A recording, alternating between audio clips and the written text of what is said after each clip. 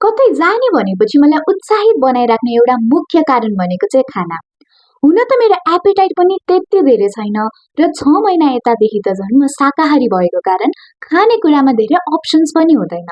नेपालीहरूले जति नै मेनु पल्टाए पनि आखिरमा लास्टमा मगाउने मोमो नै हो भने जस्तै आजकल मैले जति नै मेनु हेरे पनि लास्टमा त एउटा मुस्ताङ आलु मगाइरहेको हुन्छु।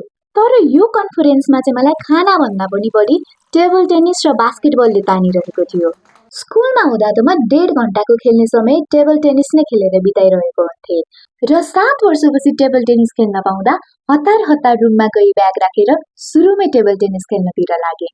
र यो 2 दिनको कन्फरेन्समा अधिकतम उपस्थिति भनेको चाहिँ पिएचडी गरिरहनु भएका र पिएचडी गरिसक्नुभएकाहरूको थियो र मेरो मुख्य उद्देश्य भनेको चाहिँ नेटवर्किङ र रिसर्च बारे केही सिक्ने थियो।